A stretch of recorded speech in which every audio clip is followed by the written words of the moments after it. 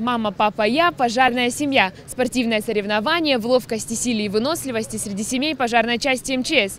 Долгие тренировки, совершенствование спортивных навыков и даже ушибы уже позади. Теперь самое время показать, какая у них дружная, трудолюбивая и спортивная семья. Спортивный праздник прошел в преддверии 365-летия со дня основания пожарной охраны России. Участники соревнований – огнеборцы со всех гарнизонов Северной Осетии. На старте 11 семей, 8 конкурсных этапов и десятки болельщиков. Каждое задание командам нужно выполнить за максимально короткое время. На старт! Внимание! Марш! Соревнования прошли на базе Владикавказской пожарной части номер 17. Здесь развернулась настоящая борьба. Волнение, радостные возгласы и неподдельный азарт.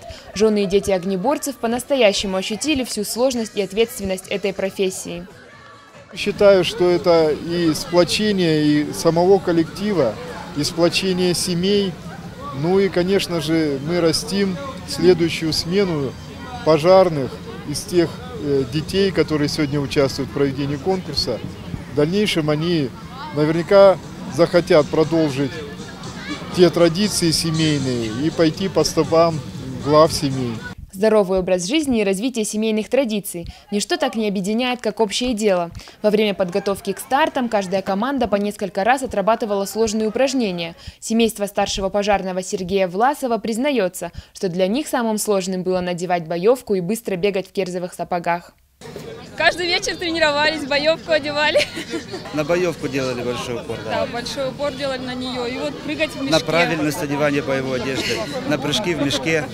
Алена тренировалась несколько дней. Для меня самым сложным было бегать в резиновых сапогах. Взмах флажком и старты окончены. Итоги подведены. Победитель – семья из Моздока. Теперь участники могут подкрепиться на полевой кухне и отдохнуть. Организаторы пообещали – дебютная эстафета отныне станет традиционной. Ирина Дзабаева, Валерий Гадзиев, Осетия ТВ.